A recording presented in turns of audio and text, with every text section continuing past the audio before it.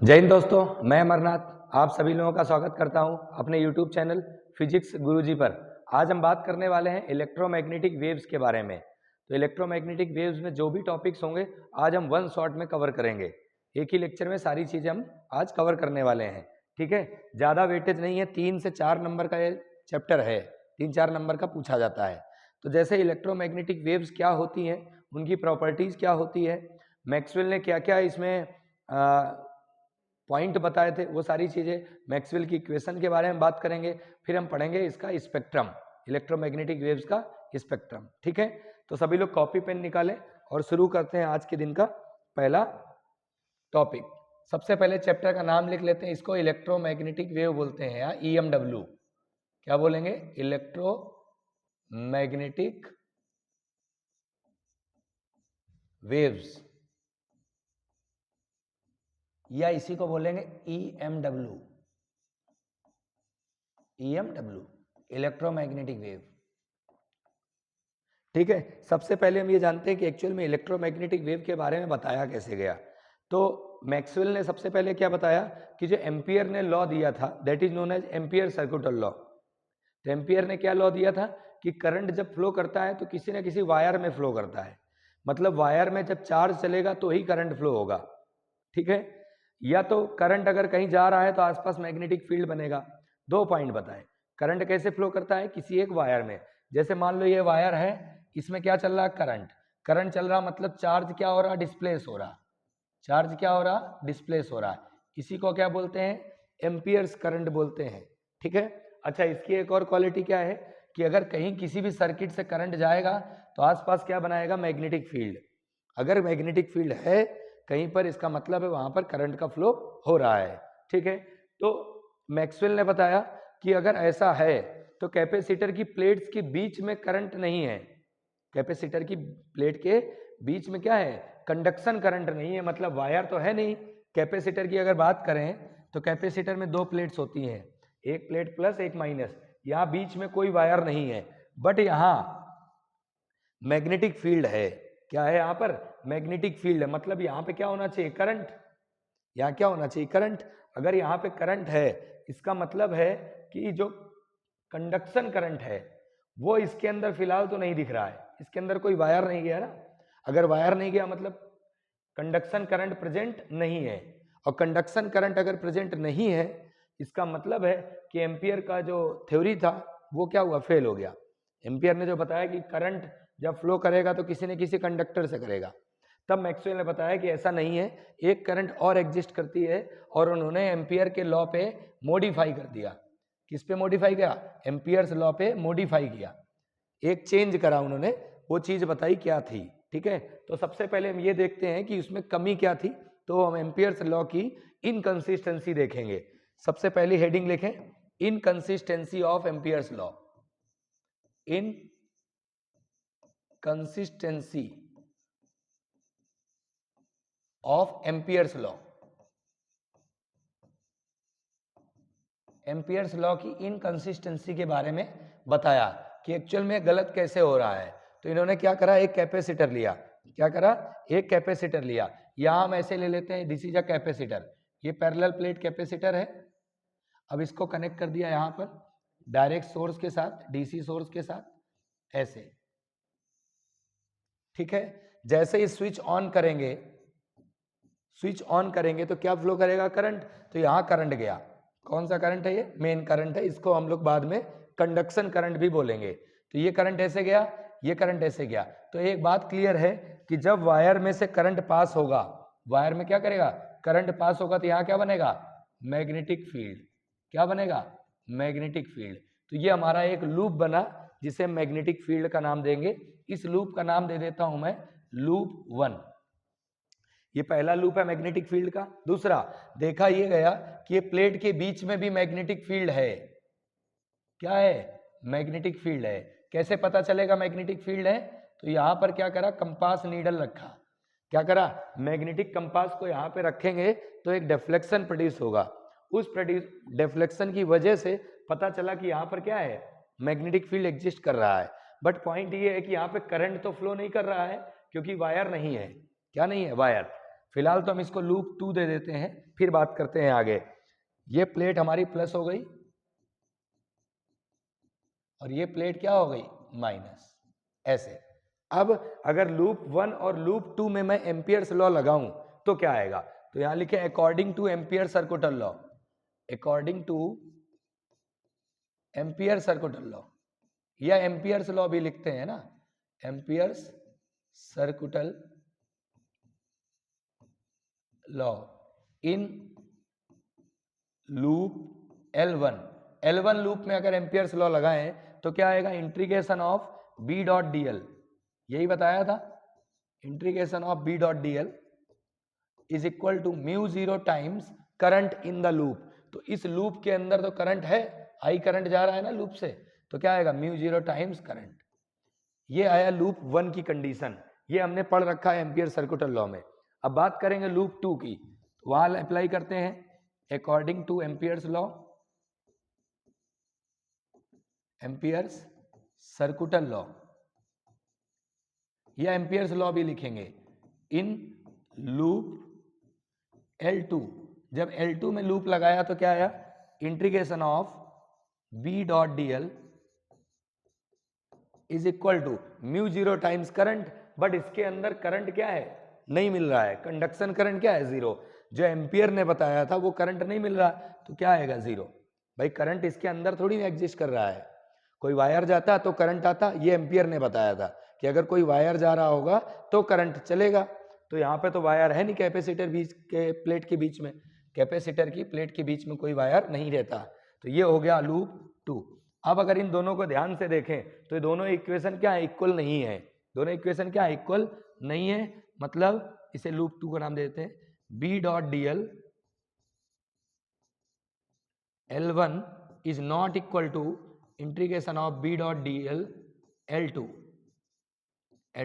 जबकि ये दोनों बराबर होने चाहिए थे। तो ये कंसिस्टेंसी नहीं आती है, इनकंसिस्टेंट फॉर्मूला है, मतलब कुछ ना कुछ चेंज करने की जरूरत है, कुछ ना कुछ करेक्टनेस की जरूरत है। तो वो मैक्सवेल ने करा, तो मैक्सवेल ने क्या करेक्टनेस करा उसके बारे में बात करेंगे, कंसिस्टेंसी ऑफ मैक्सवेल, ठीक है, कंसिस्टेंसी ऑफ एम्पियर्स लॉ, जो मैक्सवेल ने इसको सही करा उसके बारे में हम बात करते हैं।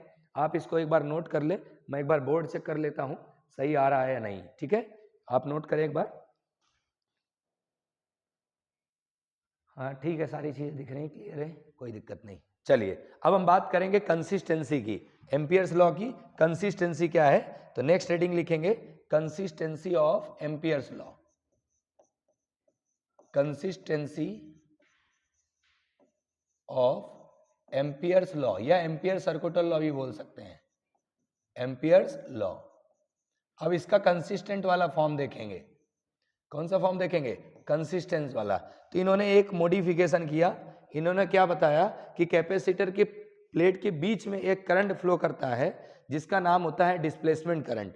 वो कैसे आया वो समझते हैं। देखो ये हमने बना लिया कैपेसिटर, पहले समझ लेते हैं फिर इसको नोट करेंगे, है ना। ये बना लिया हमने की, ये स्विच ऑन करेंगे, ये 20 वोल्ट की बैटरी है। अब हम जब स्विच ऑन करेंगे, की ऑन करेंगे तो क्या होगा, यहां से ये पहले एक प्लस आएगा तो यहाँ एक माइनस इंड्यूस होगा, तो इलेक्ट्रिक फील्ड की डायरेक्शन क्या होगी, प्लस से माइनस, ठीक है। फिर जैसे बैटरी का वोल्टेज बढ़ेगा फिर एक प्लस एक माइनस, भाई करंट तो वेरी करता हुआ जाएगा ना। मान लो इस सर्किट में करंट हमारा फ्लो कर रहा है 5 एम्पियर, तो 5 एम्पियर एकदम से तो होगा नहीं, पहले करंट 0 था, फिर 1 एम्पियर हुआ, फिर 2 एम्पियर हुआ, फिर 3 एम्पियर हुआ, फिर 4 और फिर 5। मतलब करंट क्या हो रहा है, वेरी कर रहा है। करंट वेरी कर रहा है मतलब यहाँ पे फील्ड क्या होगी, वेरी करेगी, फील्ड क्या होगी, वेरी करेगी। मेन ये है कि इलेक्ट्रिक फील्ड क्या हुआ, चेंज हुआ, कहां पर, कैपेसिटर की प्लेट के बीच में। Due to the change in electric field there is a magnetic effect. हमें बात पता है कि अगर कभी ऐसा हो कि मान लो मैग्नेटिक फील्ड चेंज होता है तो उससे करंट बनता है, फैराडे लॉ ने बताया था। If there is a change in magnetic flux there is a induced current. वही उसी का जस्ट उल्टा करा इन्होंने, क्या करा, उल्टा। इन्होंने बताया if there is a change in electric field या if there is a change in electric flux, flux change हो, इलेक्ट्रिक फ्लक्स या इलेक्ट्रिक फील्ड चेंज होता है तो यहाँ क्या आता है, मैग्नेटिक फील्ड। और यहाँ जो मैग्नेटिक फील्ड देखने को मिला था, यहाँ जो मैग्नेटिक फील्ड देखने को मिला था वो मिला था because of the change in electric flux या because of the change in electric field. ठीक है, तो यहाँ पर इलेक्ट्रिक फील्ड, जस्ट यहाँ पर जो इलेक्ट्रिक फील्ड मिला ना हमें, सॉरी मैग्नेटिक फील्ड जो मिलता है वो मिलता है because of the change in electric field, ये बताया मैक्सवेल ने। तो यहाँ पर इन्होंने एक करंट के बारे में बताया जिसे बोलते हैं डिस्प्लेसमेंट करंट। हम उस करंट का आगे डिस्कस करेंगे। पहले हम फॉर्म देख लेते हैं इसका, कंसिस्टेंसी वाला फॉर्म। तो सबसे पहले इन्होंने क्या बताया, अगर मैं अप्लाई करूं यहाँ पर, जस्ट अरे पूरे ही हटा दिया क्या मैंने, अरे ध्यान नहीं गया मेरा, ये लिख देता हूं मैं, consistency, consistency of amperes law, Ampere's law. तो सबसे पहले क्या करेंगे हम यहाँ पे जब लूप 1 में, किसमें, लूप 1 में अगर अप्लाई करेंगे तब क्या होगा, तो यहां लिख देते हैं according to Ampere's law, Ampere's law in loop 1, in loop 1 L1 पे अप्लाई करें।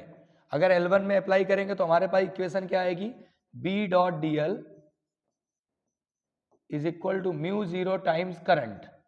भाई यहाँ पे करंट तो फ्लो कर रहा है ना लूप 1 पे, ये देखें डायग्राम, लूप 1 पे क्या है, करंट फ्लो कर रहा है।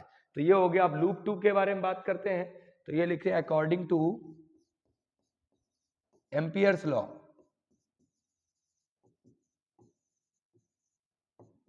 इन लूप 2, यानी कि L2 के बारे में बात करेंगे तो ये आएगा integration of B dot DL, ये लूप 2 में अप्लाई कर रहे हैं, इज इक्वल टू म्यू 0। अब आई, अब करंट तो देखो है नहीं, कहां पर, यहां पर कंडक्शन करंट नहीं है, बट मैक्सवेल ने एक करंट का नाम बताया जिसे बोलते हैं डिस्प्लेसमेंट करंट, वो इसके अंदर एग्जिस्ट करेगी, तो उसको हम बोलेंगे ID, that is the displacement current. ये डिस्प्लेसमेंट करंट की जो वैल्यू आई ना, वो इन्होंने बताया एप्सिलॉन नॉट d∅dt। क्या बताया, एप्सिलॉन नॉट d∅dt। बट ये फ्लक्स कौन सा है, ये फ्लक्स इलेक्ट्रिक फ्लक्स है।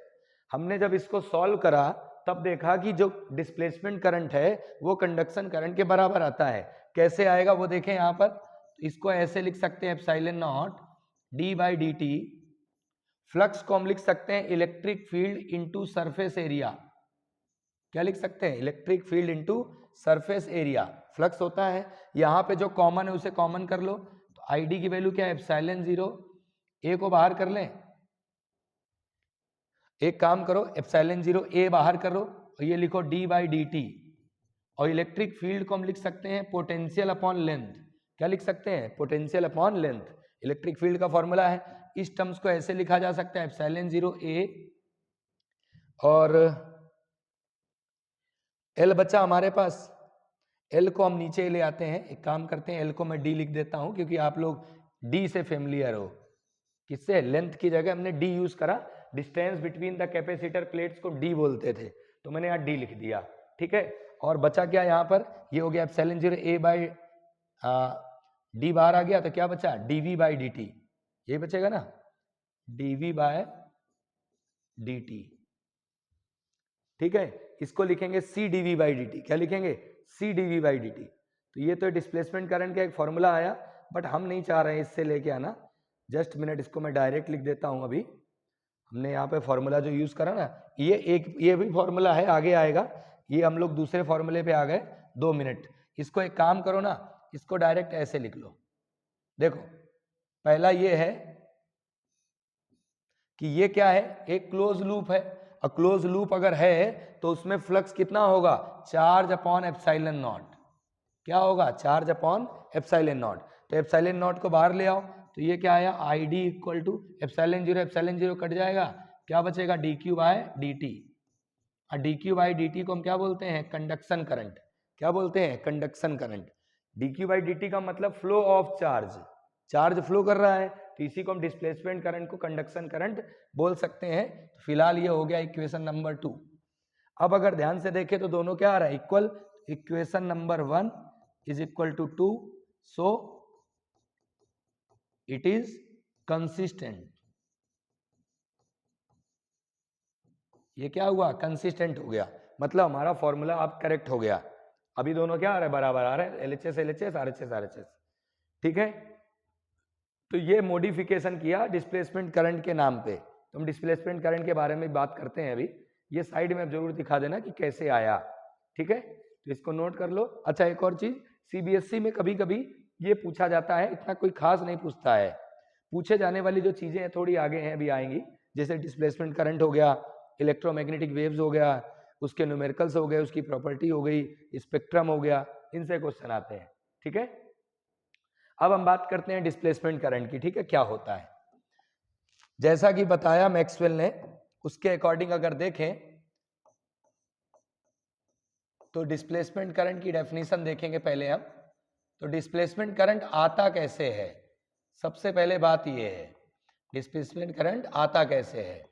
तो डिस्प्लेसमेंट करंट क्या था एक्चुअल में, जब इलेक्ट्रिक फील्ड चेंज होता है, यानी कि due to varying electric field there is a magnetic field induced between the capacitor plate.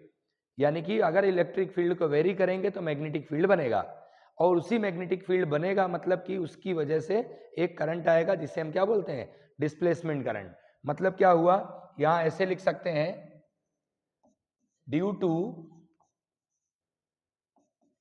The change of electric field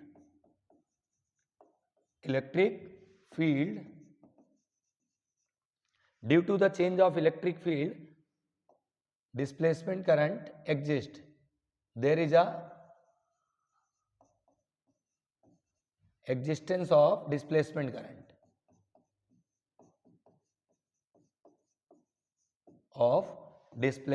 current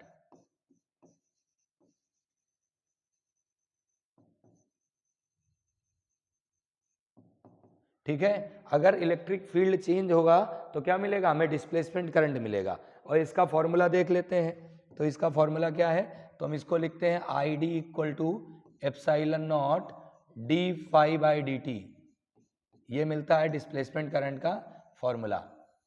इस फॉर्मूले से भी डेफिनेशन बनाई जाती है, वो भी लिख देते हैं एक डेफिनेशन, ऐसे लिखते हैं, द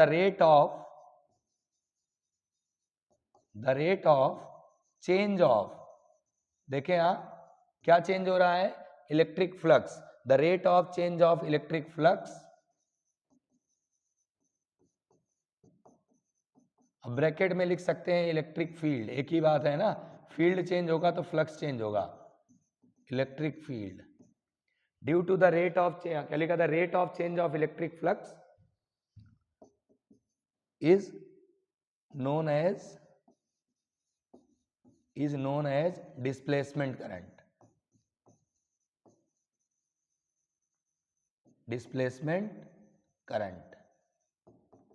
तो ये डिस्प्लेसमेंट करंट हो गया, क्या होता है, ठीक है, ये भी करंट है, ठीक है। इसे करंट इसलिए बोला गया क्योंकि ये क्या कर रहा है, मैग्नेटिक फील्ड प्रोड्यूस कर रहा है, ये ध्यान रखना, it is a current because of it produces magnetic field, इस बात का ध्यान रखेंगे, ठीक है। ये फॉर्मूला हो गया हमारा। अब इसका एक और फॉर्मूला है जो मैंने उधर लिख दिया था, इसी को हम ऐसे भी लिख सकते हैं, displacement current equal to C dV/dt।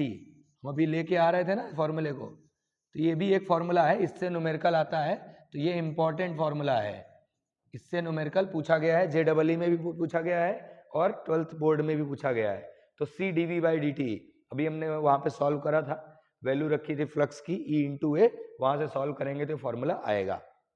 तो ये हो गया डिस्प्लेसमेंट करंट, ये इंपॉर्टेंट बहुत है, पूछा जाता है कि what is displacement current, right it's formula and its properties. अब हम इसकी प्रॉपर्टी के बारे में डिस्कस कर लेते हैं, ठीक है। तो देखते हैं properties of displacement current. Properties देखते हैं डिस्प्लेसमेंट करंट की। जैसे पहले नंबर पे अगर देखें तो हम ये बोल सकते हैं, इसका फॉर्मूला ये बोल सकते हैं, rate of change of electric flux is the magnitude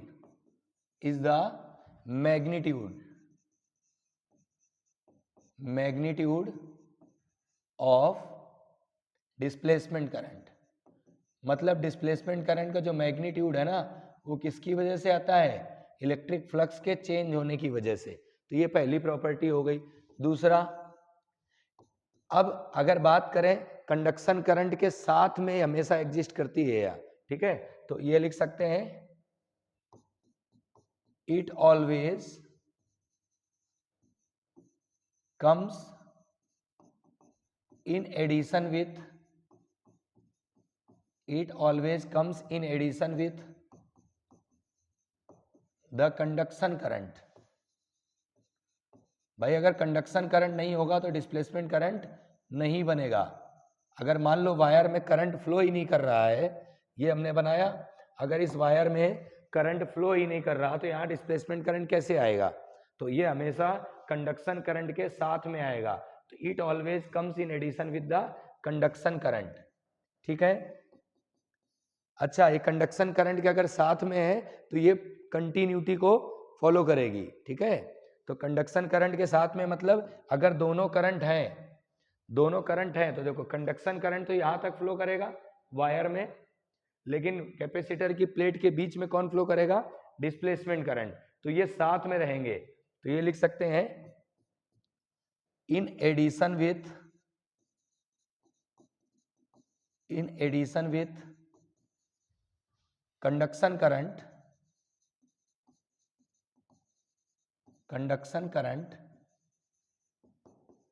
it satisfies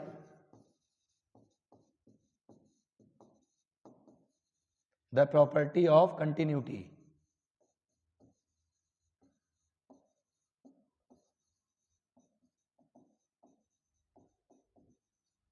continuity की प्रॉपर्टी को फॉलो क्यों करता है, को सेटिस्फाई कब करेगा? जब ये कंडक्शन करंट के साथ में होगा। इसके बाद इसको ऐसे भी लिखते हैं इट इज नॉट अ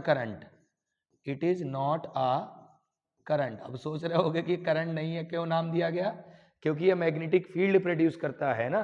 तो it is not a current, it just produces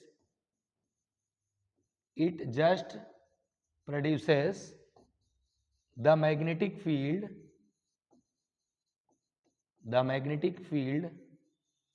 so it is called current।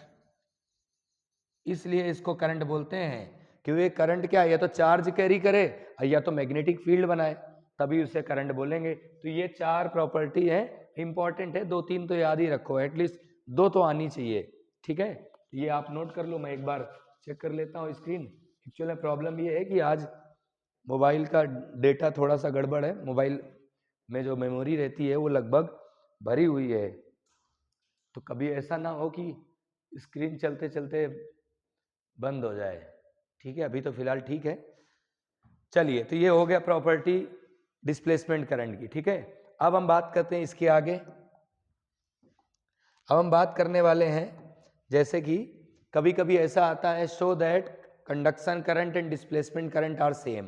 तो एक छोटा सा टर्म देख लेते हैं, यहां लिख लेते हैं show that IC equal to ID। IC और ID क्या करते हैं? बराबर करके देख लेते हैं। तो देखो यहां पर हमें पता है, तो यहां लिख सकते हैं वी नो दैट ID यानी कि डिस्प्लेसमेंट करंट का फॉर्मूला पता है, क्या होता है? Epsilon naught d∅dt। ये फॉर्मूला, ये इलेक्ट्रिक फ्लक्स है, इस बात का ध्यान रखेंगे, ठीक है। इसी को शो कर देते हैं हम, एप्सिलॉन 0 को एप्सिलॉन 0 लिखा, d/dt को d/dt लिखा। अब यहां पर क्या करो, फाई को डायरेक्ट q/ε0 लिखा जा सकता है, बट हम डायरेक्टली लिखते नहीं है क्योंकि 2 नंबर का आएगा, तो डायरेक्ट नहीं लिखेंगे। फ्लक्स को हम लिखेंगे electric field into surface area. क्या लिखा है? Electric field into surface area. Epsilon 0 को एप्सिलॉन 0 लिखा, और एक काम करते हैं एरिया बाहर ले लेते हैं, तो ये बचा हमारा d/dt। अब जो इलेक्ट्रिक फील्ड है इसको हम लिख सकते हैं सिग्मा बाय एप्सिलॉन नॉट। क्या लिख सकते हैं? Sigma by epsilon not. क्यों? क्योंकि कैपेसिटर की प्लेट के बीच में इलेक्ट्रिक फील्ड होता है सिग्मा बाय एप्सिलॉन नॉट। ध्यान रखेंगे इसे। अब यहाँ पे एप्सिलॉन 0 ए को एप्सिलॉन 0 ए, इस एप्सिलॉन 0 को यहाँ बाहर ले लिया, बचा क्या D by d T. Sigma यानी कि सरफेस चार्ज डेंसिटी को हम लिखते हैं चार्ज अपॉन सरफेस एरिया। क्या लिखते हैं? Charge upon surface area. तो ये आ गया हमारे पास डिस्प्लेसमेंट करंट इक्वल टू ए बचा, ये वाले ए को ही बाहर कर लेते हैं तो बचेगा डी बाय डी टी और ये बचा क्यू। ए से ए कट गया तो displacement current equal to d q by d t, जिसे हम कंडक्शन करंट बोलते हैं। ये आ गया हमारा डिस्प्लेसमेंट करंट और कंडक्शन करंट का रिलेशन, दोनों मैग्नीट्यूड में सेम होते हैं। ठीक है, तो ये छोटा सा डेरिवेशन है, 2 नंबर में कभी कभी पूछा जाता है। ठीक है, चलिए इसके बाद हम बात करेंगे जो एम्पियर लॉ था वो करेक्ट तो था नहीं, उसको मैक्सवेल ने मॉडिफाई करा, तो मॉडिफिकेशन जो करा वो फॉर्म देख लेते हैं, है ना। तो अब देखते हैं मॉडिफाइड एम्पियर्स, इसको बोलते हैं modified Ampere's law. Modified Ampere's law. Ampere बहुत जाने माने साइंटिस्ट थे, है ना, बहुत समय तक इनका एक जैसा राज रहा। एक जैसा राज मतलब इन्होंने ये बताया कि करंट जो होता है वो कंडक्टर में फ्लो करता है और करंट मैग्नेटिक फील्ड प्रोड्यूस करता है। लेकिन बाद में मैक्सवेल आए, उन्होंने क्या बताया, कैपेसिटर के बीच में कोई कंडक्टर नहीं है फिर भी वहाँ मैग्नेटिक फील्ड है। तो उन्होंने बताया यहाँ करंट कंडक्शन करंट नहीं है, यहाँ दूसरा करंट है जिसे हम क्या बोलते हैं, जिसे क्या बोलते हैं, डिस्प्लेसमेंट करंट। ठीक है, तो ये चीज आपको ध्यान रखनी है। तो इन्होंने मॉडिफाई कर दिया उनके लॉ पे। क्या मॉडिफाई करे वो देखें। सबसे पहले क्या करते हैं, यहाँ पर हम लिखते हैं एम्पियर्स लॉ क्या था, integration of b dot d l, ये था, इसको लिखते थे म्यू 0 आई। अब इन्होंने करंट में क्या अपनी करंट भी ऐड कर दी, कौन सी, डिस्प्लेसमेंट करंट। भाई उनकी जो करंट थी वो आई थी, करंट आई मतलब टोटल करंट। अब वो टोटल करंट में उन्होंने बोला टोटल करंट ये नहीं है, डिस्प्लेसमेंट भी ऐड होगा, तो इन्होंने डिस्प्लेसमेंट करंट को ऐड कर दिया और इसी को हम बोलते हैं modified law, modified Ampere's law. इसको ऐसे भी लिख सकते हैं म्यू 0 आईसी को नॉर्मली हम आई दिखाते हैं, है ना, कंडक्शन करंट को नॉर्मली हम आई से डिनोट कर देते हैं, मन हो तो आप आईसी लिख सकते हो। और डिस्प्लेसमेंट करंट का formula epsilon 0 d phi by d T.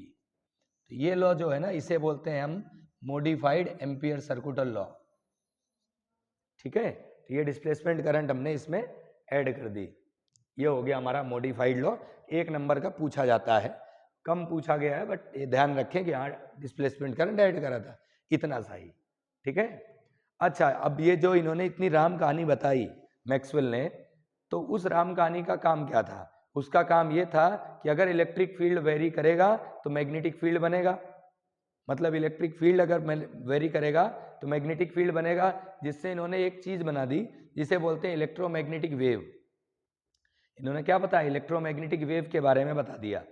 ठीक है, इसको पहली बार एक्सपेरिमेंटली जो बताया गया, प्रैक्टिकली जो देखा वो हर्ट्ज ने देखा।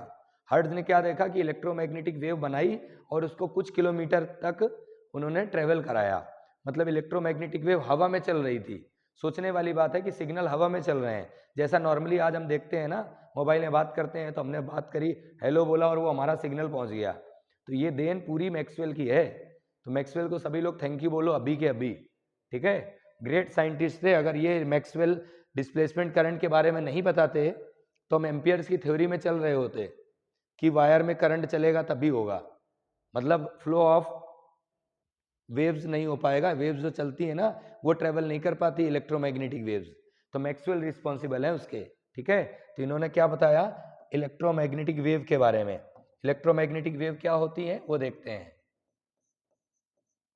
तो नेक्स्ट है हमारा इलेक्ट्रोमैग्नेटिक वेव्स यानी कि ईएमडब्ल्यू। ईएमडब्ल्यू भाई, बीएमडब्ल्यू लिख रहे हैं क्या, ईएमडब्ल्यू। तो इलेक्ट्रोमैग्नेटिक वेव क्या होती है उसके बारे में बात करते हैं।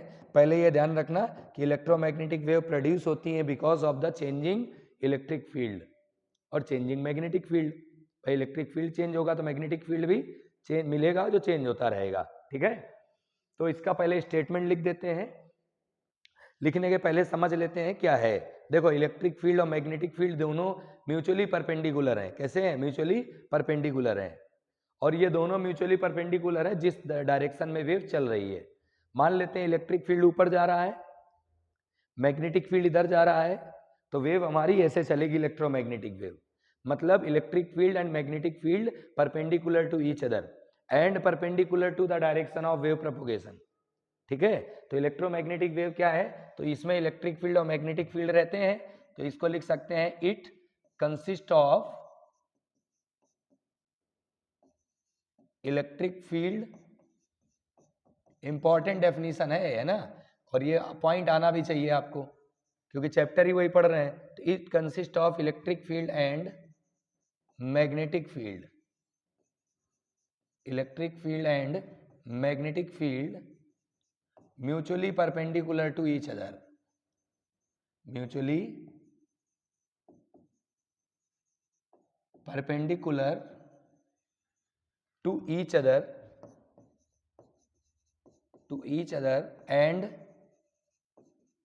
and perpendicular to the direction of wave propagation। Wave propagation से भी परपेंडिकुलर रहती है direction of wave propagation. Wave propagation का मतलब होता है जिस डायरेक्शन में वेव हमारी चले उसे क्या बोलते हैं, वेव प्रोपोगेशन। इसी को बोल देते हैं हम लोग इलेक्ट्रोमैग्नेटिक वेव। तो इलेक्ट्रोमैग्नेटिक वेव की डेफिनेशन क्या हुई, it consist of electric field and magnetic field mutually perpendicular to each other and perpendicular to the direction of wave propagation. इसे क्या बोलते हैं, इलेक्ट्रोमैग्नेटिक वेव। ठीक है, अब इसका मैथमेटिकल रिप्रेजेंटेशन देखा कैसे बनाया, तो इन्होंने इलेक्ट्रोमैग्नेटिक वेव के लिए इन्होंने पूरा वेव बना के बताया। जैसे कि ये हो गया हमारा डायरेक्शन ऑफ वेव प्रोपोगेशन, ये क्या है, डायरेक्शन ऑफ वेव प्रोपोगेशन।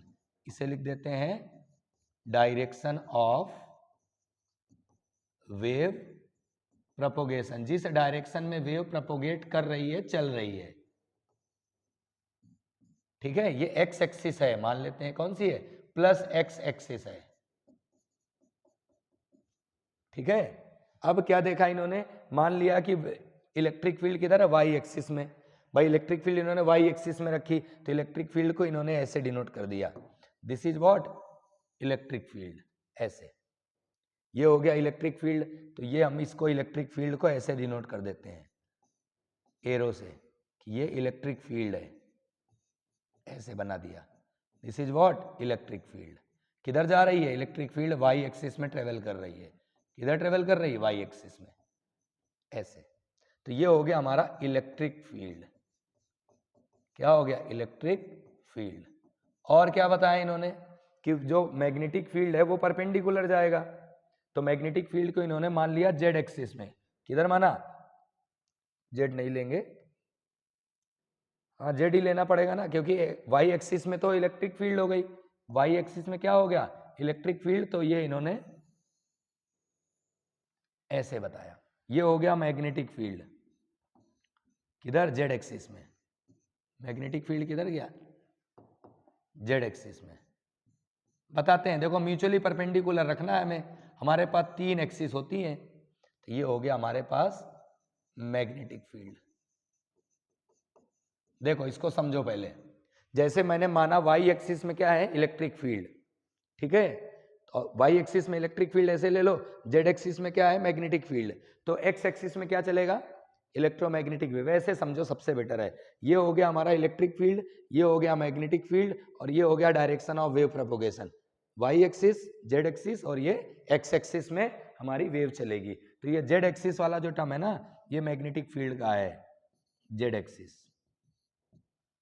और वाई एक्सिस में इलेक्ट्रिक फील्ड का व्हाइट कलर से दिखा देते हैं, ये इलेक्ट्रिक फील्ड है वाई एक्सिस में, वाई एक्सिस में, और मैग्नेटिक फील्ड है जेड एक्सिस में। ये है मैग्नेटिक फील्ड जेड एक्सिस में, इधर वाला, और एक्स एक्सिस में वेव चल रही है। तो ये हमारा मैथमेटिकल रिप्रेजेंटेशन के लिए एक ग्राफ है, जिसकी हेल्प से हम सॉल्व करेंगे एक इक्वेशन। ठीक है, आप इसको नोट करो, इक्वेशन मैं बनाता हूँ, देख लेता हूँ एक बार बोर्ड कैसा दिख रहा है। एक्चुअल में आप थोड़ा सा अजीब लगेगा, अजीब क्या लगेगा, प्रॉब्लम यही है ना कि कभी मोबाइल ना बंद हो जाए। चलिए, तो एक्स एक्सिस में अगर वेव चल रही है तो यहां लिख लेते हैं फॉर इलेक्ट्रिक फील्ड। हम पहले इलेक्ट्रिक फील्ड की बात करेंगे, फॉर इलेक्ट्रिक फील्ड, फिर मैग्नेटिक फील्ड के बारे में बात करेंगे। तो देखो वेव किधर चल रही है हमारी, एक्स एक्सिस में, प्लस एक्स में। तो यहां लिख लेते हैं if the electromagnetic wave EMW is travelling in plus x axis. इसका ध्यान रखना कि चल किधर रही है, प्लस एक्स एक्सिस में अगर चल रही है तो हम इलेक्ट्रिक फील्ड को ऐसे लिखेंगे, electric field vector equal to EY, y axis में इलेक्ट्रिक फील्ड था, वाई एक्सिस में इलेक्ट्रिक फील्ड है और इसका यूनिट वेक्टर वाई एक्सिस का क्या आएगा, जे कैप। पढ़ा होगा आपने वेक्टर का फॉर्मूला, क्या होता था, A vector equal to magnitude of A into unit vector of A, ऐसे ही लेते थे ना, ठीक है। तो वही मैंने लिखा, इलेक्ट्रिक फील्ड का vector equal to magnitude of electric field into unit vector. तो वाई एक्सिस का यूनिट वेक्टर क्या होता है, जे कैप, जे कैप लिख दिया। वैल्यू रखें तो इसको लिख सकते हैं e vector equal to electric field का जो मैग्नीट्यूड है वो क्या होगा, E0 sine omega t minus k x into में जे कैप। ये जो टर्म्स आया ना ये वाला, इसे हम बोलते हैं इलेक्ट्रोमैग्नेटिक वेव की इक्वेशन, ठीक है। ये इक्वेशन आती है जो हम लोग ट्रेवलिंग वेव पढ़ते थे, जब वेव हमारी एक्स एक्सिस में ट्रेवल करती है तो इक्वेशन आती थी ये, याद करें हम लोगों ने 11th में पढ़ा था, y equal to a sine omega t minus k x. ये ट्रेवलिंग वेव की इक्वेशन है। If the wave is travelling in plus x axis तो यहाँ माइनस आएगा, अगर वेव माइनस एक्स में जाएगी तो यहाँ प्लस आएगा, उल्टा ध्यान रखेंगे, ठीक है। उसी से हमने बनाया है, ए हमारा एम्पलीट्यूड है, यहाँ एम्पलीट्यूड E0 है, बाकी वही है, ठीक है। तो ये हमारे पास इक्वेशन आ गई ऐसी, ये क्या हो गई इक्वेशन इलेक्ट्रिक फील्ड की। इसी में और भी कई फॉर्म आ जाते हैं, जैसे कि इलेक्ट्रिक फील्ड को ऐसे भी लिख सकते हैं, E0 साइन ओमेगा को हम लोग लिखते हैं 2π/t, क्या लिखते हैं 2π/t, और t को छोटा t लिख दिया, k को लिखते हैं 2π/λ और x को x लिख दिया, j कैप को j कैप, ठीक है। तो यहां से एक फॉर्मूला और बना, क्या बना, इलेक्ट्रिक फील्ड का फॉर्मूला बना E0 साइन, यहाँ पे हम 2π कॉमन कर सकते हैं पूरे में से, इधर भी 2π इधर भी 2π है, तो यहाँ क्या बचा, small t by capital T minus x/λ, ये एक फॉर्मूला आ गया, ठीक है। यहां पर जो हमने k लिखा था ना, k को हम प्रोपोगेशन कांस्टेंट बोलते हैं, k हमारा जो है ना 2π/λ है, इसको बोलते हैं propagation constant, propagation constant, k को बोलते हैं प्रोपोगेशन कांस्टेंट। और ओमेगा तो सबको पता है, एंगुलर वेलोसिटी या एंगुलर फ्रीक्वेंसी बोलते हैं 2π/t या 2π न्यू, ये दोनों फॉर्मूले आप ध्यान रखोगे, इंपॉर्टेंट है। फ्रीक्वेंसी को न्यू से डिनोट करा है, तो एक फॉर्मूला ये आ गया। इसी का एक फॉर्म और आ जाता है, अगर मैं एक काम करूं, यहां से t कॉमन कर लेता हूं तो एक फॉर्मूला और आएगा, वो क्या आएगा, देखो इसके फॉर्मूले इसलिए बता रहा हूं क्योंकि इसके न्यूमेरिकल आते हैं ना, तो फॉर्म हमें सिर्फ ध्यान रखना और कोई दिक्कत नहीं है, हम कंपेयर कर लेंगे। अगर ऐसा फॉर्म आता है तो इससे कंपेयर करना है, ऐसा फॉर्म आता है तो इससे कंपेयर करना है। ऐसा फॉर्म आने का मतलब है वहां यहाँ वैल्यू दी होगी, मान लो दिया है E इक्वल टू 10 साइन 2π और यहाँ पे लिखा होगा 20t माइनस 50x, तो कंपेयर कर लेंगे, मैं इक्वेशन बताऊंगा आपको, है ना अभी। तो इसको मैंने एक काम करा, 2π/t कॉमन कर लिया यहां से, तो ये क्या बचा, स्मॉल t माइनस, यहाँ t था, यहाँ से t तो कॉमन हो गया, यहाँ t था नहीं, तो t का क्या होगा मल्टीप्लाई t/λ इंटू x, ऐसा, ठीक है। इसको हम लोग एक फॉर्मूले से लिख सकते हैं, कैसे, यहाँ देखो छोटा सा देख लो, इधर ही कहाँ पेज चेंज करेंगे हम, यहाँ देखो, इसमें देखो t/λ की बात कर रहे हैं, हमें एक चीज पता है, v इक्वल टू होता है न्यू लैम्डा, क्या होता है न्यू लैम्डा, वेलोसिटी का फॉर्मूला होता है ना न्यू इंटू लैम्डा, और न्यू को 1/t लिखते हैं, क्या लिखते हैं 1/t, ठीक है। तो अगर मैं इसको 1/t लिखूं न्यू को, तो कैसा हो जाएगा, इसको वाले न्यू लैम्डा लिख देते हैं, इसको लिख देते हैं 1/t, ऐसे, मतलब यहाँ पे t/λ है, मतलब v ऊपर लिख सकता हूं मैं। एक काम करो ना, इस फॉर्मूले को ऐसे ना लिखो, वी टी माइनस एक्स करके आएगा, है ना। तो लेमडा कॉमन करो, ज़्यादा बेटर है ना, क्योंकि फॉर्म बन नहीं पाएगा, थोड़ा कॉम्प्लिकेटेड हो जाएगा, कोई मतलब नहीं है। मैं इसमें से लेमडा कॉमन करता हूँ, इसी में से 2 पाई तो था ही, 2 पाई था ही, मैंने यहाँ से लेमडा कॉमन कर लिया। जैसे लेमडा कॉमन करोगे यहाँ क्या आएगा, lambda by T into small T minus lambda common हो गया, क्या बचा एक्स। ऐसा ऐसा इसलिए कोई फॉर्मूला नहीं बन रहा था, है ना। अब इसको देखो, अब इसको कैसे लिख सकते हैं, अब इसको हम ऐसे लिख सकते हैं, E equal to E0 sine 2 pi by lambda bracket of. अब देखो लेमडा बाई टी को हम क्या लिख सकते हैं, वेलोसिटी v, तो ये आ गया v t minus x unit vector j cap. ये फॉर्मूला भी इंपॉर्टेंट है ना। हमें सिर्फ फॉर्म ध्यान रखने हैं, क्या ध्यान रखने हैं, फॉर्म। यहां मैं फॉर्मूला लिख देता हूं उसका, वेलोसिटी का फॉर्मूला होता है न्यू लेमडा, या इसी को लिखते हैं लेमडा बाय टी। तो मैंने यहाँ लेमडा बाई टी को मैंने v लिख दिया, क्या लिख दिया, v। तो हमें मेन ये फॉर्मूले याद रखने, 1 2 और एक ये 3। मेन फॉर्मूला देखो यही है, नॉर्मली ये 2 से मिल जाता है क्वेश्चन, नॉर्मल 99% 2 से मिलेगा। अच्छा ये तो हो गया मैग्नेटिक फील्ड के बारे में, सॉरी इलेक्ट्रिक फील्ड के बारे में। अब मैग्नेटिक फील्ड के बारे में भी बात कर लेते हैं। तो इसी के हिसाब से अगर देखें, फॉर मैग्नेटिक फील्ड, यहाँ क्या लिखें, फॉर मैग्नेटिक फील्ड, अगर मैग्नेटिक फील्ड की बात करेंगे तो मैग्नेटिक फील्ड किधर चल रहा था, जेड एक्सिस में, तो यहां लिखेंगे magnetic field vector equal to, ये हो गया magnetic field in z axis था ना, तो ये z axis into k cap. भाई जेड एक्सिस का यूनिट वेक्टर क्या होता है, के कैप, तो इसको लिख दिया magnetic field equal to, equation तो हमें पता ही है क्या है, B0 sine omega t minus k x, और के कैप को के कैप। बाकी देखो फॉर्मूले एक जैसे ही हैं सबके, जैसे ये लिखा, अगला फॉर्मूला हम डायरेक्ट लिख देते हैं, क्या आएगा, B0 sine 2 pi by t common, 2 pi common कर लो, 2 पाई बाय टी कॉमन कर लें, 2 पाई बाय टी होता है, 2 पाई कॉमन कर लो, तो ये आएगा small t by capital t minus x by lambda, और के कैप को के कैप लिख दिया। एक फॉर्मूला ये आ गया, ठीक है। तो एक फॉर्मूला और लिखना हो तो और लिख सकते हो, बाकी ये सफिशिएंट है। तो ये मैग्नेटिक फील्ड हो गया, अब वो इलेक्ट्रिक फील्ड हो गया। एक चीज ध्यान रखना, जेड एक्सिस में मैग्नेटिक फील्ड है, तो मैग्नेटिक फील्ड एक्स एक्सिस में और मैग्नेटिक फील्ड वाई एक्सिस में कितना होगा, 0। ऐसे इलेक्ट्रिक फील्ड एक्स एक्सिस में और इलेक्ट्रिक फील्ड जेड एक्सिस में क्या होगा, 0।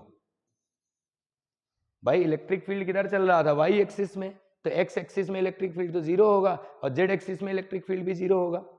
अच्छा मैग्नेटिक फील्ड किधर चल रहा था, जेड एक्सिस में, तो एक्स एक्सिस और वाई एक्सिस में 0 होगा।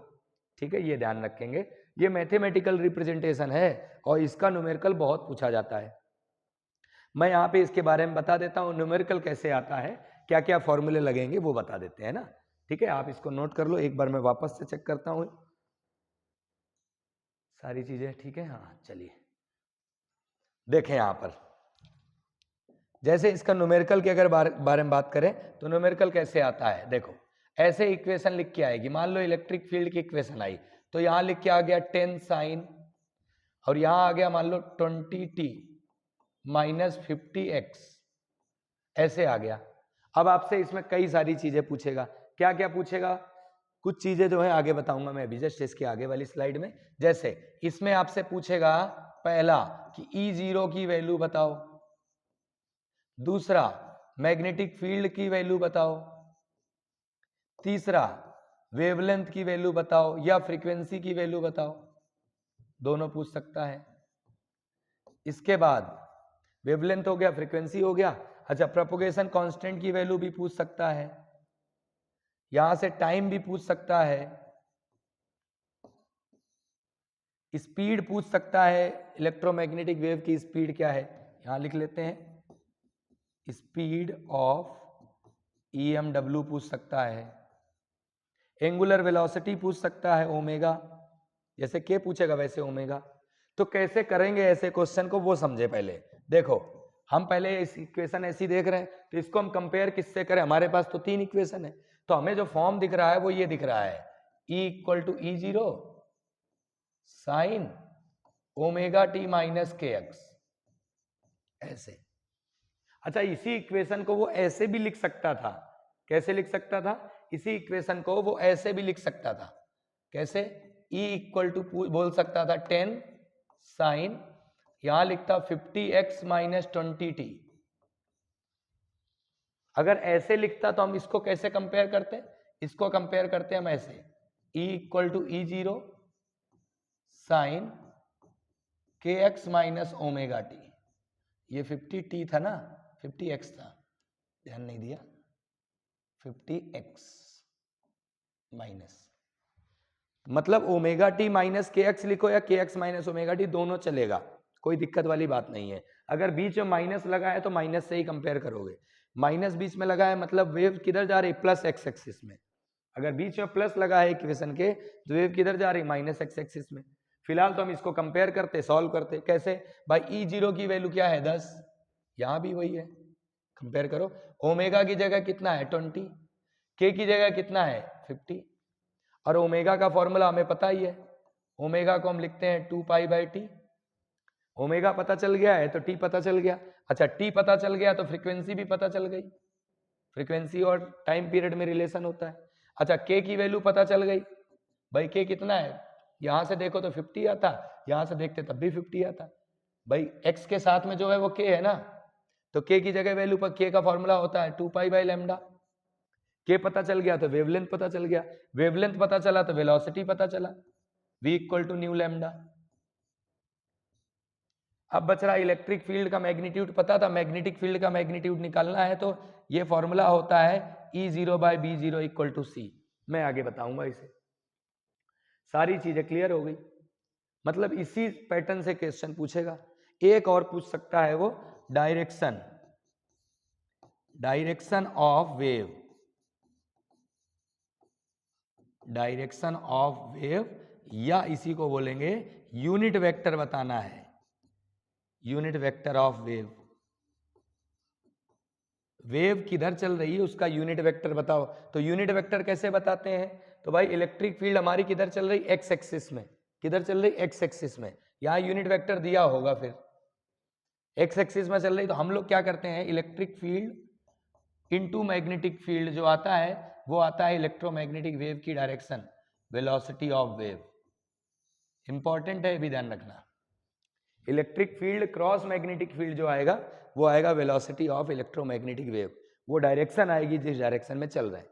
जैसे इलेक्ट्रिक फील्ड अगर एक्स में है तो आई कैप, एक्स में है तो आई कैप। मैग्नेटिक फील्ड अगर वाई में है, मान लो मैग्नेटिक फील्ड वाई में है तो जे कैप। तो ये वेव किधर चलती? जेड एक्सिस में चलती, पॉजिटिव जेड में। आई क्रॉस जे क्या होता है? के, है ना। इससे रिलेटेड चीजें पूछी जाती हैं, ठीक है।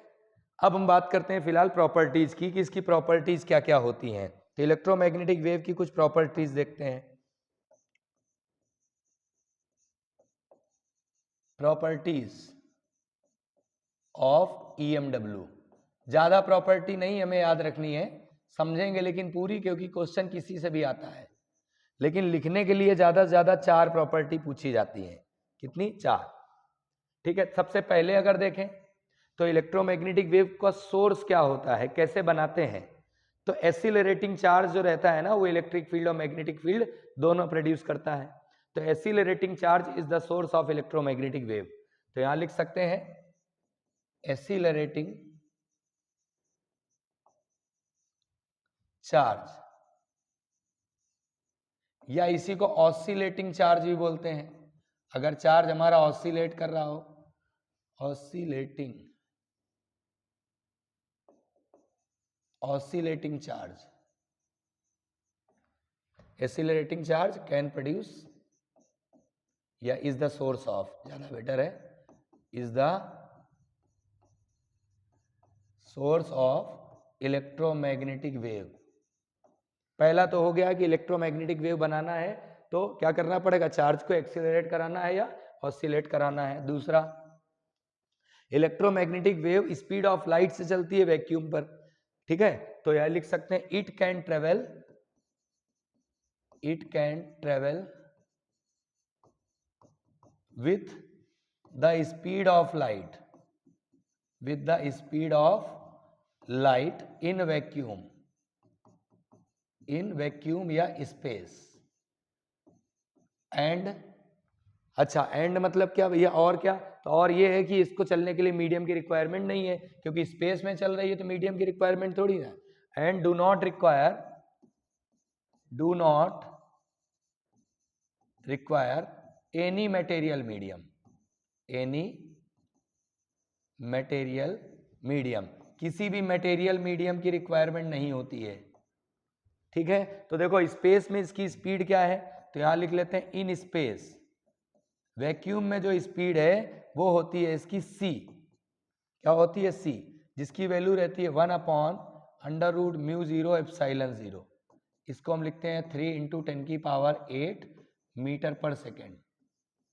ये इंपॉर्टेंट है, इससे JEE में क्वेश्चन आया था अभी। ठीक है, अच्छा इन मीडियम की बात करते तो मीडियम में स्पीड क्या होती, तो मीडियम में जो स्पीड होती इसे लिखते v, फॉर्मूला उसका हो जाता है 1/√μ×ε, ये होता है स्पीड का फॉर्मूला। इसी को हम ऐसे लिख सकते हैं 1/√μ को लिख सकते हैं μ0 μr। भाई परमिबिलिटी दो टाइप की होती है, एयर की और मीडियम की, और परमिटिविटी भी दो होती है, ε0 ε r। हमें एक चीज इसमें क्या पता है, हमें एक चीज पता है इसमें कि 1/μ0 ε0 को c बोलते हैं, तो इस μ0 ε0 क्या लिख दिया c, और बचा क्या, अंडर रूट में बचा μr ε r। इससे क्वेश्चन आया हुआ था JEE में। c की वैल्यू पता है आपको, 3 × 10⁸, तो μr यानी कि रिलेटिव परमिबिलिटी और ε0 मतलब रिलेटिव परमिटिविटी। अच्छा इसी पूरे को हम बोलते हैं रेफ्रेक्टिव इंडेक्स। क्या बोलते हैं, रेफ्रेक्टिव इंडेक्स। फिलहाल तो ये फॉर्मूला आप इतना जानो। ठीक है, तो ये दूसरा पॉइंट हो गया। तीसरे पे आते हैं, थर्ड प्रॉपर्टी क्या है, इलेक्ट्रिक फील्ड का मैग्नीट्यूड और मैग्नेटिक फील्ड के मैग्नीट्यूड का जो रेशियो है वो स्पीड ऑफ लाइट के बराबर रहता है, या हम ऐसे लिखते हैं इलेक्ट्रिक फील्ड और मैग्नेटिक फील्ड का जो रेशियो वो स्पीड ऑफ लाइट के बराबर है। ये हो गया अगला। इसके बाद देखें तो इलेक्ट्रिक फील्ड और मैग्नेटिक फील्ड दोनों क्या है, म्यूचुअली परपेंडिकुलर। तो यहां लिख सकते हैं electric field and magnetic field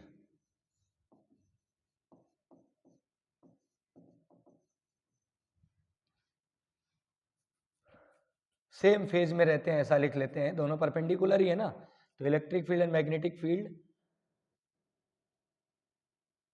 अच्छा डेफिनेशन नहीं लिखी थी क्या अभी, एक डेफिनेशन वाला पॉइंट भी तो आ सकता है।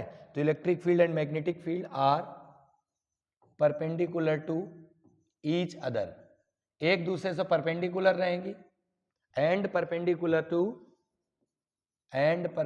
To the direction of wave propagation. ये भी तो एक प्रॉपर्टी है, डायरेक्शन ऑफ वेव प्रोपगेशन, जिस डायरेक्शन में वेव चलेगी उससे क्या होगी, परपेंडिकुलर रहेगी। एक ये हो गया। अच्छा इलेक्ट्रिक फील्ड और मैग्नेटिक फील्ड सेम फेज में होते हैं, तो यहां लिख लेते हैं electric field and magnetic field are in same phase.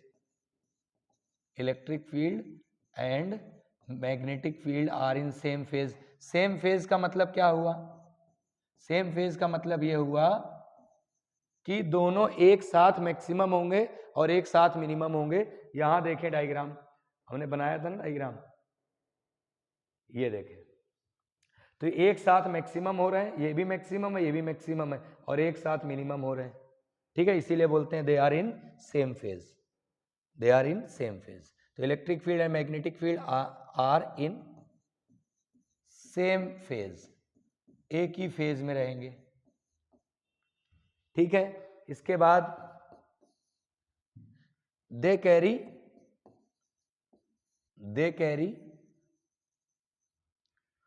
Momentum, इनके पास मोमेंटम भी रहता है ना। मोमेंटम रहता है कैसे, तो देखो मोमेंटम का फॉर्मूला पता होना चाहिए। मोमेंटम का फॉर्मूला जो इलेक्ट्रोमैग्नेटिक वेव में है वो है u/c। क्या होता है, u/c, एनर्जी कैरी करता है जो, भाई इलेक्ट्रोमैग्नेटिक वेव एनर्जी कैरी करती है तो उसके बाद मोमेंटम भी होगा। भाई मोमेंटम एनर्जी में रिलेशन होता है ना, P इक्वल टू √2m के, तो उसके हिसाब से मैंने लिखा P इक्वल टू U/c। ठीक है, इसमें बस ये ध्यान रखना, ये फॉर्मूला लगेगा जब रेडिएशन आए और पूरी एब्जॉर्ब हो जाए। व्हेन, ये पूछा गया है अलग से इसलिए मैं लिख दे रहा हूं, when electromagnetic wave absorbed by surface, जब सरफेस से पूरी एक तरह से एब्जॉर्ब हो जाए तो ये लगेगा, और अदरवाइज हो जाएगा 2U/c। जब रिफ्लेक्ट करेगा मोमेंटम डबल हो जाएगा ना भाई, मान लो ये सरफेस है, ऐसे आई और ऐसे ही चली जाए, चली गई तो जो मोमेंटम था इधर आने वाला और जाने वाला, चेंज इन मोमेंटम डबल हो गया ना। तो इसको लिख लेते हैं when it reflected by surface, जब ये सरफेस से रिफ्लेक्ट हो जाएगी तो मोमेंटम क्या होगा, डबल। डबल इसलिए हो रहा है क्योंकि चेंज इन मोमेंटम देख रहे हैं हम, क्या देख रहे हैं, चेंज इन मोमेंटम। एक ये पॉइंट हो गया, और देख लेते हैं 2-3 पॉइंट और इंपॉर्टेंट है, जैसे कि एनर्जी ऑफ इलेक्ट्रोमैग्नेटिक वेव जो रहेगा उसमें रहेगा, ऐसे लिखेंगे, energy of electromagnetic wave, energy of electromagnetic wave, इसको ऐसे लिखेंगे, energy equal to energy of electromagnetic wave plus electric field and magnetic field. इसको स्मॉल यू से डिनोट करें, स्मॉल यू से, है ना, एनर्जी डेंसिटी देखते हैं इसलिए, इलेक्ट्रिक फील्ड की और मैग्नेटिक फील्ड की। ये हो गया, एनर्जी डेंसिटी की बात कर रहे हैं तो एनर्जी डेंसिटी होता है हाफ एप्सिलॉन 0 E², ये रहता है इलेक्ट्रिक फील्ड का, और मैग्नेटिक फील्ड का रहता है हाफ B²/μ0। ये एनर्जी डेंसिटी का फॉर्मूला है। इसी में एक इंपॉर्टेंट पॉइंट ये कि अगर एवरेज एनर्जी डेंसिटी पूछता, क्या बोलता है, average energy density,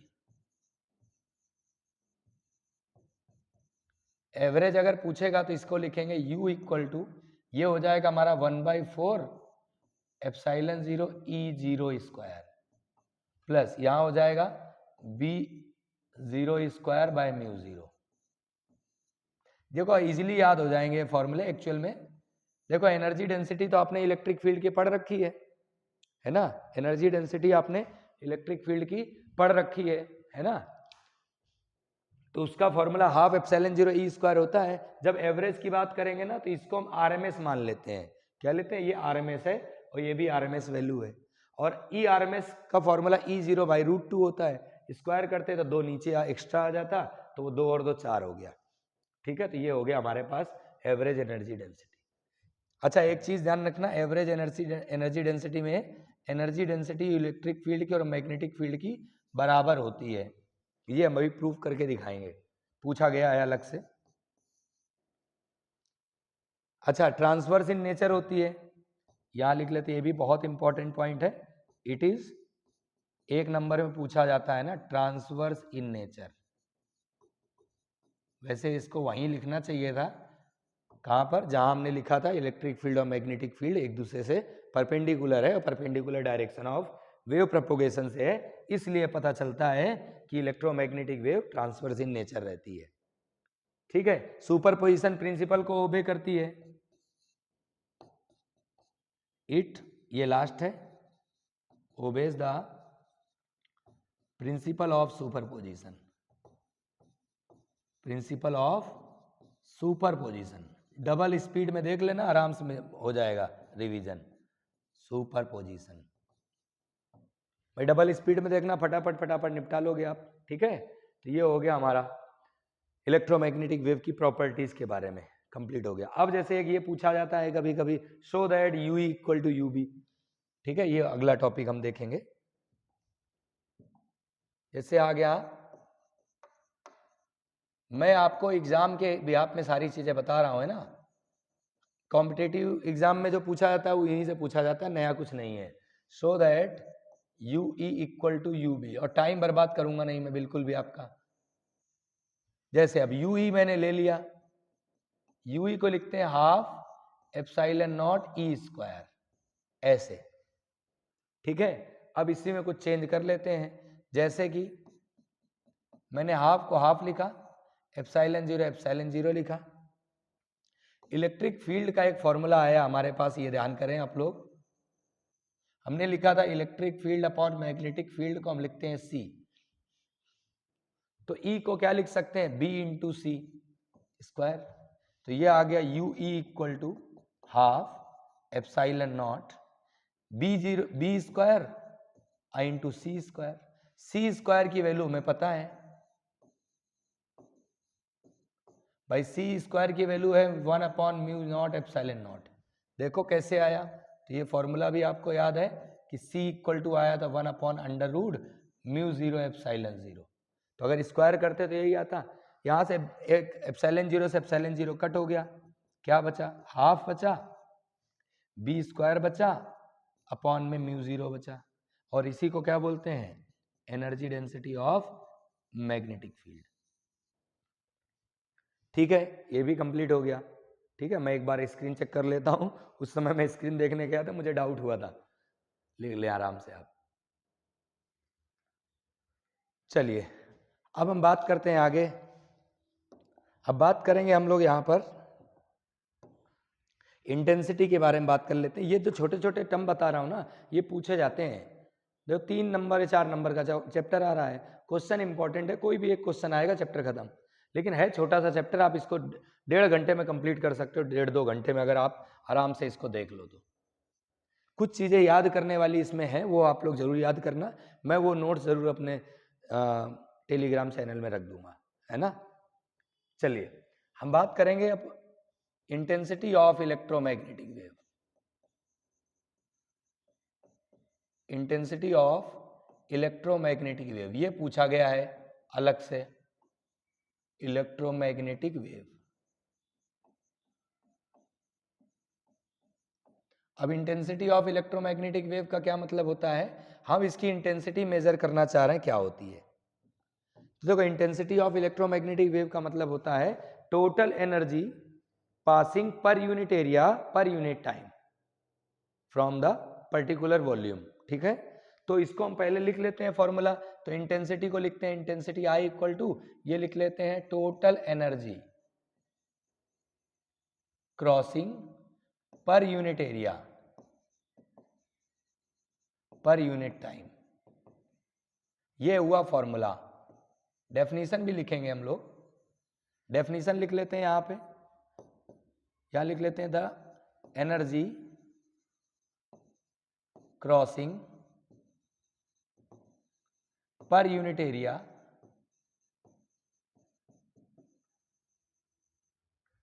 per unit time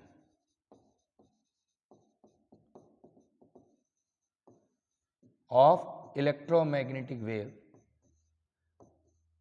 is called या known as is called intensity of EMW। ठीक है, यूनिट वगैरह यहां देख लेते हैं। एनर्जी की यूनिट क्या होती है भाई साहब, जूल। क्या होती है, जूल। पर यूनिट एरिया की यूनिट क्या होती है, मीटर स्क्वायर। और टाइम की क्या होती है, सेकेंड। एक तो यूनिट ये बन गई। यहां से देखें तो जूल पर सेकेंड को हम वॉट बोल सकते हैं, तो वॉट पर मीटर स्क्वायर एक यूनिट ये बन गई। दोनों इंपॉर्टेंट है। ठीक है, इसका छोटा सा एक फॉर्मूला देख लेते हैं। जैसे मान लो इलेक्ट्रोमैग्नेटिक वेव ऐसे जा रही है एक्स एक्सिस में, ठीक है, तो मान लेते हैं ऐसे इलेक्ट्रोमैग्नेटिक वेव ऐसे चल रही है,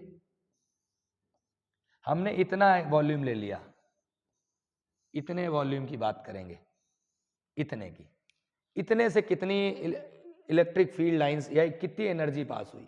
तो मान लेते हैं एनर्जी जो पास हो रही वो यू है, टोटल एनर्जी। अब लेंथ, तो भाई जो हमारी इलेक्ट्रोमैग्नेटिक वेव है वैक्यूम पे स्पीड ऑफ लाइट से चलती है, ये इलेक्ट्रोमैग्नेटिक वेव है, स्पीड ऑफ लाइट से चलती है। तो यहां से यहां तक टाइम कितना लगा, तो स्पीड इनटू टाइम, ये हो गया डिस्टेंस इसका। मतलब डेल्टा टी टाइम में इतना डिस्टेंस कवर करा, सी डेल्टा टी। यहाँ इसको देख लेते हैं, तो लिख लेते हैं, पहले एनर्जी कैलकुलेट करें, तो यहाँ लिख लेते हैं एनर्जी, टोटल एनर्जी, फॉर्मूला ला रहे हैं ना, टोटल एनर्जी। तो इसको लिखा हमने एनर्जी, टोटल एनर्जी को लिख सकते हैं एनर्जी डेंसिटी इनटू वॉल्यूम। भाई यही तो होता है टोटल एनर्जी का formula, energy density into volume. तो टोटल एनर्जी को ऐसे लिखा, यू को यू लिखा, वॉल्यूम को लिख सकते हैं एरिया इनटू लेंथ। एरिया तो ये हो गया और लेंथ कितना हो गया, एरिया इनटू लेंथ, लेंथ कितना होगा सी डेल्टा टी। ये आ गया टोटल एनर्जी।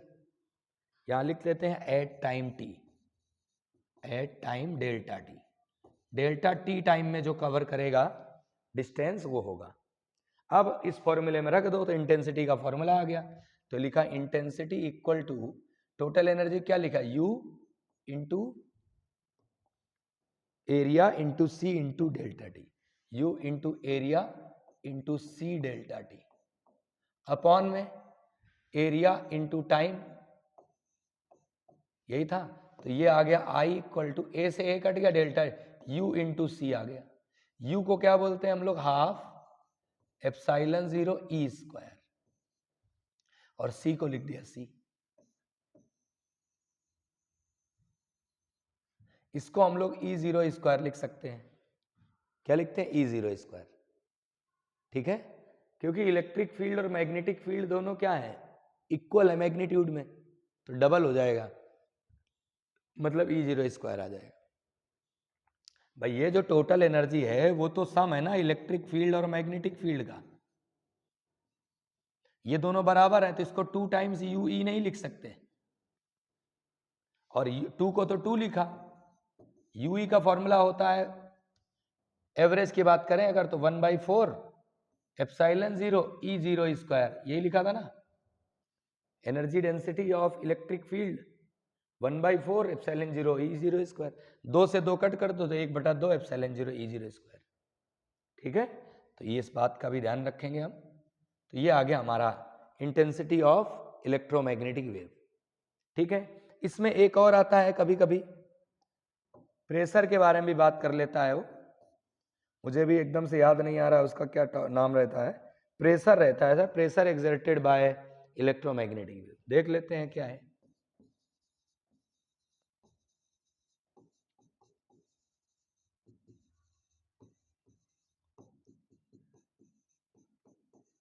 कितना प्रेशर इलेक्ट्रोमैग्नेटिक वेव उस सरफेस में लगाएगी जिसमें गिरेगी। मान लो ऐसे इलेक्ट्रोमैग्नेटिक वेव आई, तो ये जो सरफेस है इसमें क्या करेगी, प्रेशर क्रिएट करेगी। क्या करेगी, प्रेशर क्रिएट करेगी। प्रेशर कितना क्रिएट करेगी, तो उसके लिए देखते हैं, तो ये होता है pressure equal to intensity divide by c. Radiation pressure भी बोलते हैं इसे, क्या बोलते हैं, रेडिएशन प्रेशर। मुझे जहां तक याद है फॉर्मूला यही था, देख लेना प्रेशर का फॉर्मूला, प्रेशर की डायमेंशन बननी चाहिए। देखो अभी जो हमने चेक करा ना, तो इसको हम लिखते हैं energy density into speed, speed से एनर्जी, एनर्जी और मोमेंटम का एक ही आता है क्या,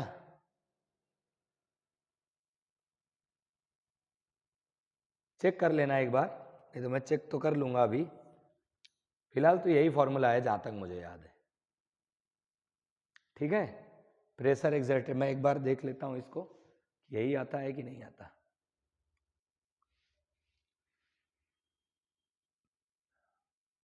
आना तो यही चाहिए था। इसको अगर चेक करना चाहें तो चेक कर सकते हैं वैसे हम लोग।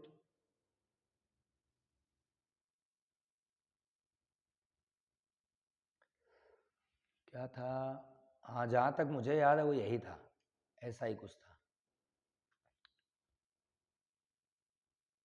देख लेता हूं मैं अभी इसको, क्या है इसका फॉर्मूला, क्लियर कर लेता हूं मैं, देखता हूं बुक वगैरह मिल जाए कहीं तो। बुक में तो अभी थोड़ा देखना पड़ेगा, मेरे हिसाब से तो यही करेक्ट है। इसको चेक करना हो तो आप चेक कर सकते हो, प्रेशर का ही डायमेंशन आएगा, है ना। इंटेंसिटी का डायमेंशन आप ले आओगे, भाई इंटेंसिटी का अगर डायमेंशन लाते मान लो, तो इसको कैसे लाते, देखो यहाँ पर वॉट पर मीटर स्क्वायर है ना, वॉट पर मीटर स्क्वायर है, तो इसको ऐसे लिख सकते हैं, वॉट का मतलब होता है ml स्क्वायर T-3 अपर मीटर स्क्वायर है, वॉट ये हो गया, और मीटर स्क्वायर मतलब एल स्क्वायर, और इसको लिखते हैं एल टी माइनस वन, तो मतलब ये बचा एम, एल से m l minus one t minus two. सही है, यही होता है प्रेशर। सही आ गया, m l minus one t minus two, correct है। ठीक है, तो करेक्ट फॉर्मूला है हमारा, चेक भी कर सकते हो अगर कभी ऐसा लगे तो, है ना। तो आप इसको लिख लो अभी। अब हम देखते हैं इसके आगे क्या टॉपिक रह गए हैं। वैसे तो स्पेक्ट्रम रह गया है ना, नोट कर लो आप एक बार, मैं चेक कर लेता हूँ सारी चीजें। चलिए अब हम बात कर लेते हैं स्पेक्ट्रम के बारे में। Electromagnetic spectrum most important topic of the day, आज के दिन का बहुत इंपॉर्टेंट टॉपिक है। इसे बोलते हैं इलेक्ट्रोमैग्नेटिक स्पेक्ट्रम। देखो बस एक चीज याद रखना, इसमें आपको ही याद रखना है। मैं जो चीजें कॉन्सेप्ट वाली है, जो मतलब इजीली लिखी जा सकती हैं, उनको तो मैं बता दूंगा, बट इसमें बहुत सारी चीजें ऐसी हैं जो आपको याद रखनी है। इलेक्ट्रोमैग्नेटिक स्पेक्ट्रम में क्या होगा कि इलेक्ट्रोमैग्नेटिक वेव्स रहेंगी कुछ, 7 वेव हैं, 7 थाला 07 का नाम सुना ही होगा आप लोगों ने। तो 7 वेव्स रहेंगी, उन 7 वेव्स का एक ऑर्डर रहेगा, इंक्रीजिंग वेवलेंथ या डिक्रीजिंग वेवलेंथ, इंक्रीजिंग फ्रीक्वेंसी या डिक्रीजिंग फ्रीक्वेंसी, उस ऑर्डर को हम बोलते हैं स्पेक्ट्रम। ठीक है, तो यहाँ पे कौन कौन सी रहेंगी वो देख लेते हैं। मैं यहाँ याद करा देता हूँ। सबसे पहले देखें, ये हो गया राजस्थान रॉयल्स, क्या हो गया राजस्थान रॉयल्स। ये हो गया मुंबई इंडियंस, क्या हो गया मुंबई इंडियंस। राजस्थान रॉयल्स हो गया, मुंबई इंडियंस हो गया। फिर एक्स यूवी का नाम सुना होगा, एक्स यूवी आती है ना हमारे पास, एक्स यूवी। और इसके बाद रहेगा गामा, गामा सबसे लास्ट में ही रहेगा। इनसे हमें याद करना है। ये है 7, कितनी है 7। देखो ये है रेडियो वेव, क्या है ये, रेडियो वेव। ये है माइक्रोवेव, क्या है, माइक्रोवेव। ये है इंफ्रारेड,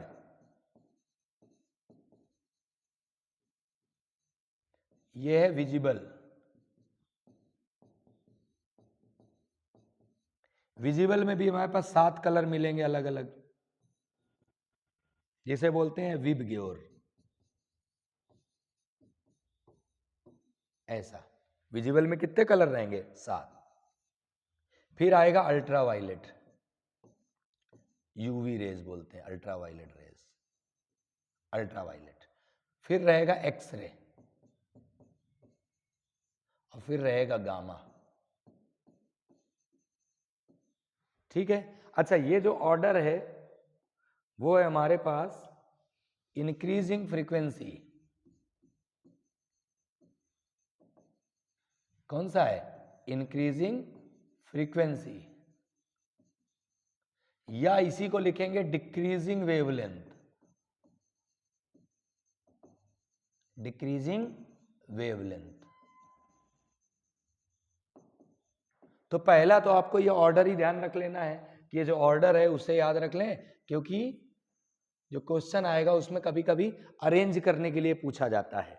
आपको 3 दे देगा, कोई भी बोलेगा अरेंज इन इंक्रीजिंग फ्रीक्वेंसी, या arrange in decreasing wavelength, arrange in decreasing frequency, ऐसे कुछ भी पूछेगा तो वो तो हम अरेंज कर सकते हैं। ठीक है, अब एक चीज देखो, इसमें 3 ऐसी चीजें हैं जो सबसे ज्यादा हार्मफुल रहती हैं। वो कौन सी है, एक्स यूवी, ये डेंजरस है, ये वाली एक्स यूवी, ये हार्मफुल रहती हैं हमारी बॉडी के लिए। ठीक है, एक्स यूवी, नहीं नहीं, विजिबल थोड़ी ना है, एक्स नहीं, ध्यान नहीं दिया, लास्ट में था ये था लास्ट के 3 जो रहती है, अल्ट्रावायलेट, एक्सरे और गामा, ये 3 हार्मफुल रहती हैं, लास्ट की 3, है ना। अच्छा, स्टार्टिंग के इनके यूजेस भी पूछे जाते हैं, यूजेस भी पूछे जाते हैं। जैसे कि रेडियो वेव का यूज क्या होता है, तो रेडियो वेव का यूज होता है कम्युनिकेशन सिस्टम में, रेडियो कम्युनिकेशन बोलते हैं, क्या बोलते हैं, रेडियो कम्युनिकेशन में जो यूज होता है वो रेडियो वेव का होता है। तो इनमें जो पूछे जाने वाली चीजें ना वो भी मैं यहाँ लिख देता हूँ। देखो सबसे पहले आपसे पूछेगा व्हाट इज द यूज दूसरा ज्यादा से ज्यादा पूछेगा व्हाट इज द सोर्स। ये दो चीजें पूछता है, यूजेज पूछता है और सोर्स पूछ लेता है, ज्यादा इंपॉर्टेंट ये है। ठीक है, जैसे रेडियो वेव का जो यूज है वो क्या बताया मैंने, रेडियो कम्युनिकेशन में यूज होता है इसे। माइक्रोवेव का अगर यूज देखें तो माइक्रोवेव का बहुत कॉमन जो यूज है वो एयरक्राफ्ट नेविगेशन में यूज होता है, टेलीकम्युनिकेशन में यूज होता है माइक्रोवेव। जब लॉन्ग डिस्टेंस कम्युनिकेट करते हैं ना सैटेलाइट के थ्रू, जब बातचीत होती है, मैसेज जो आते हैं सैटेलाइट से, सिग्नल्स आते हैं, वो माइक्रोवेव के थ्रू आते हैं। इंफ्रारेड को हम हीट वेव भी बोलते हैं। इंफ्रारेड को क्या बोलते हैं, हीट वेव। हीट वेव मतलब जो हीट प्रोड्यूस करती है। तो इंफ्रारेड क्या करता है, जो भी जिस मटेरियल में पड़ती है उस मटेरियल में जो वाटर के मॉलिक्यूल्स रहते हैं, नमी तो रहेगी, उन वाटर मॉलिक्यूल्स को क्या हीट दे देती है, जिससे वो मटेरियल हीट जनरेट करता है, इसलिए इसको हीट वेव बोलते हैं। इंफ्रारेड के बहुत सारे यूज होते हैं। इंफ्रारेड कैमरे आते हैं, टीवी में यूज होता है इंफ्रारेड। ठीक है, और इसका यूज करते हैं हम लोग, मुझे जहाँ तक याद, सीक्रेट राइटिंग पढ़ने में यूज होता है इंफ्रारेड का। ठीक है, बाकी आप देखो देखना इसके, है ना। अच्छा, विजिबल लाइट, जैसे 7 कलर है, विजिबल लाइट के थ्रू हम क्या करते हैं, देखते हैं, विजिबल लाइट का काम है। दूसरा विजिबल लाइट का काम क्या रहता है, केमिकल रिएक्शंस कराने में विजिबल लाइट का रोल रहता है। कितनी होती है, 7। ये जो ऑर्डर है क्या है, ये ऑर्डर है हमारे पास इंक्रीजिंग वेवलेंथ।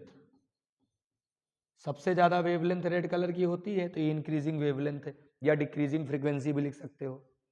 अल्ट्रावायलेट क्या होती है, ये बहुत हार्मफुल रहती है। अल्ट्रावायलेट रेज हमारे लिए स्किन कैंसर क्रिएट कर सकती है, टैनिंग ऑफ स्किन हो जाता है ना, खराब हो जाती है। तो अल्ट्रावायलेट के यूज और भी रहेंगे, मतलब यूज क्या है, मतलब जो जो इनके पॉजिटिव यूज है वो देखेंगे।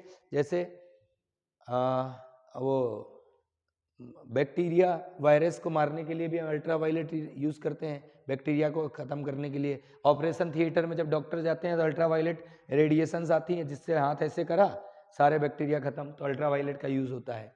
फॉग डॉक्यूमेंट जो आते हैं, फर्जी डॉक्यूमेंट्स, उनको पढ़ने में काम आता है। फिंगरप्रिंट्स को रीड करने में भी अल्ट्रावायलेट का काम आता है। फिंगरप्रिंट्स जो रीड करते हैं ना, जब सीबीआई आती है, कभी रेड पड़े, या मान लो कभी कोई घर में कुछ हो गया हो, तो उसके लिए स्पेशल टास्क फोर्स भेजते हैं जो काम करते हैं, तो वो फिंगरप्रिंट्स को देखने के लिए अल्ट्रावायलेट का यूज़ करते हैं। एक्सरे का यूज़ भी होता है, जहाँ पे मान लो कोई क्रैक हो, जैसे बोन्स क्रैक हो जाती हैं, तो एक्सरे डालते हैं, जिससे वो बताएगा कि कहाँ क्रैक है। मेटल में क्रैक देखना हो तो एक्सरे का यूज़ करते हैं। इस टाइप से आप यूज़ देख लेना। गामा का यूज़ करते हैं न्यूक्लियर रिएक्शंस में। ठीक है, जहाँ हम लोग रेडियो एक्टिविटी की बात करते हैं, वहाँ गामा यूज़ होता है। तो ये बेसिक मैंने आपको बताया है, लेकिन है बहुत इंपॉर्टेंट ये,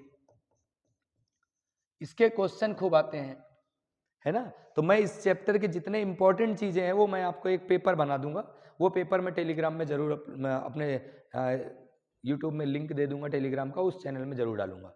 ठीक है, उतना ही सफिशियंट रहेगा, उतना कर लोगे तो लगभग क्वेश्चन मिल जाता है। लेकिन इसका बहुत क्वेश्चन पूछा जाता है, इंक्रीजिंग फ्रीक्वेंसी, डिक्रीजिंग वेवलेंथ, या 4 यूज दे दिया, आइडेंटिफाई करो कौन सी वेव्स है। 4 यूज, या कोई 2 यूज दे दिया, आइडेंटिफाई करो वेव कौन सी है, और इसके बाद उनके 2 यूजेस और बताओ, है ना। तो ऐसे पूछा जाता है। ठीक है, तो ये चैप्टर हमारा फिलहाल कंप्लीट हो गया है। जो न्यूमेरिकल वाले कुछ टॉपिक रह गए न्यूमेरिकल, मैं उसके लिए अलग से लेके आऊँगा, स्लाइड बनाऊंगा, फिर अलग से लेक्चर उसका रिकॉर्ड करूंगा, शॉर्ट में हो जाएगा, न्यूमेरिकल में ज़्यादा परेशान नहीं होना। बाकी इनके न्यूमेरिकल अपने मन से आप बुक से जरूर पढ़ोगे। ठीक है, बाकी मैं न्यूमेरिकल करा दूंगा, जल्द करा दूंगा। ठीक है, तो सभी लोग ऐसे ही पढ़ते रहें, आगे बढ़ते रहें। मिलते हैं अगले लेक्चर में। जय हिंद।